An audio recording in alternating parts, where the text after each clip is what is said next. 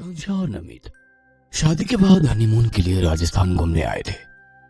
उन दोनों को साथ में समय बिताना था, इसलिए उन्होंने रहने के लिए नॉर्मल टूरिस्ट प्लेस से दूर एक पुराना किला जो वर्तमान में उस रियासत के द्वारा रिजॉर्ट में तब्दील कर दिया गया था, वहीं पर एक रूम 3 दिनों के लिए बुक किया था।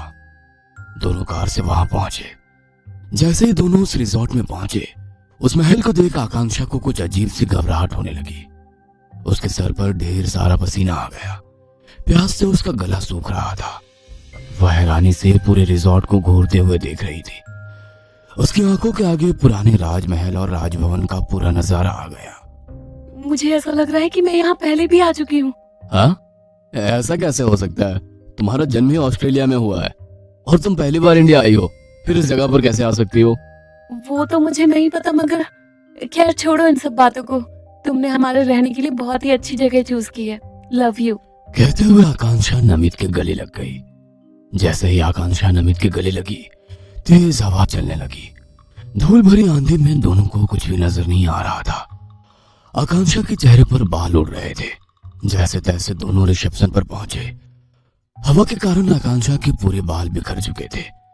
वो अपने बालों को कुछ इस तरह से ठीक कर रही थी कि किसी को उसका चेहरा नजर नहीं आया। नमित रिसेप्शन से अपने कमरे की चाबी लेकर आकांक्षा के साथ अपने कमरे में पहुंच गया। ना ही होटल के किसी स्टाफ का और ना ही नमित का और ना ही आकांक्षा का ध्यान गया कि होटल के रिसेप्शन पर आकांक्षा के पूर्ण जन्म की तस्वीर लगी हुई थी। नमित ने आकांक्षा के लिए होटल का सबसे बड़ा रूम बुक किया था। दिन भर की ट्रैवलिंग के थकान के कारण उस बड़े से आलीशान कमरे में लगे हुए पलंग पर नमित और आकांक्षा दोनों जल्दी गहरी नींद में सो गए। कमरे में पूरा अंधेरा था, केवल नाइट लैंप जल रहा था। तभी आकांक्षा के अस्त व्यस्त कपड़ों के ऊपर से होता हुआ एक काला सा हाथ उसके होठों तक पहुंच गया। उसके होठों और गालों को सहलाते हुए वह हाथ उसके होठों को मसलने लगा। पहले तो नींद में आकांक्षा को लगा कि पास में सो रहा नमित ही उसे परेशान कर रहा है, मगर उस हाथ के खुरदुरापन के कारण उसके गाल छिल गए। वह चीख कर उठी। नमित यार, ये प्यार करने का क्या तरीका है? मेरे गाल देखो, दर्द के कारण जलन कर रहे हैं। आकांक्षा की बात सुनकर नमित ने पास का टेबल लैंप जलाया और बोला, ये क्या बोल रही हो तुम? क्या हुआ? मैं तो सो रहा हूँ। आकांक्षा हैरान थी, क्योंकि ये तो उसे भी समझ में आ गया था कि वो हाथ नमित का नहीं था। इसका मतलब कमरे में कोई और भी है। उसने तुरंत कमरे की सारी लाइट जलाई और पलंग के आसपास और नीचे चेक करने लगी, मगर कहीं भी कोई नजर नहीं आ रहा था। पूरे कमरे में हल्का हल्का सा धुआं हो रहा था और जलने की गंध आ रही थी। कमरे का तापमान भी बहुत कम था। आकांक्षा ठंड से कांपने लगी। आकांक्षा, शायद तुमने कोई बुरा सपना देखा होगा, सो जाओ। ज्यादा थकान के कारण कभी कभी इल्यूजन होता है। That was not my illusion. देखो, मेरे गालों पर उंगली के निशान साफ नजर आ रहे हैं। कहते हुए आकांक्षा ने अपना चेहरा आगे किया तो सच में उसके चेहरे पर उंगलियों के निशान थे। और ये बदबू, कितनी तेज किसी चीज के जलने की बास आ रही है। अभी के अभी हाउस कीपिंग को बुलाओ। आकांक्षा, रात बहुत हो चुकी है। इस समय तो शायद रिसेप्शन पर कोई मौजूद नहीं होगा, क्योंकि ये होटल शहर में नहीं बल्कि जंगल में है। जैसे तैसे रात निकाल लो, सुबह सबसे पहले होटल स्टाफ से बात करूंगा। दोनों की बातें पर्दे के पीछे कोई खड़ा सुन रहा था। उसके शरीर पर बड़े बड़े छाले थे, मानो उसका शरीर किसी चीज से जल गया हो। नमित ने उसे प्यार से समझाकर सुला दिया, मगर नमित को नींद नहीं आ रही थी। वह बालकनी में खड़ा होकर सिगरेट पीने लगा। दूसरी तरफ आकांक्षा नींद में भी परेशान हो रही थी। लगातार उसके चेहरे के भाव बदल रहे थे। ऐसा लग रहा था मानो वो कोई डरावना सपना देख रही हो। कुछ पल के बाद अचानक आकांक्षा जोर से चीख कर उठ गई और 2 बार ताली बजाकर बोली, कोई है? यहाँ पर हमारा प्यास से गला सूख रहा है। गुस्ताख कामचोर लोग हमारी सुराही में पानी भरना ही भूल गए। आकांक्षा की आवाज सुनकर नमित भागते हुए उसके पास आ पहुंचा। आकांक्षा के हाव भाव पूरी तरह से बदले हुए थे। उसकी आंखें सुर्ख लाल और हाथ पैर सफेद हो गए थे। डरते हुए नमित ने जैसे ही आकांक्षा को छूने की कोशिश की, आकांक्षा ने उसे तेज धक्का दे दिया। राजकुमार आदेश, तुम्हारी हिम्मत कैसे हुई हमारे कमरे में दाखिल होने की? हमारी दासियां कहाँ हैं? यहाँ पर कोई भी नजर क्यों नहीं आ रही हैं? आकांक्षा की बातें सुनकर नमित हैरान था। उसे समझ नहीं आ रहा था कि ये सब क्या हो रहा है। आकांक्षा, क्या हुआ है? इस तरह क्यों रिएक्ट कर रही हो? कहते हुए उसने आकांक्षा के कंधे पर हाथ रखा तो आकांक्षा गुस्से में चीख पड़ी। बार बार गुस्ताखी। कौन है ये आकांक्षा? राजकुमारी पत्रलेखा से इस तरह की बात करने की तुम्हारी हिम्मत कैसे हुई? अभी के अभी हमारे कमरे से बाहर निकल जाओ, वरना तुम्हें सजाए मौत मिलेगी।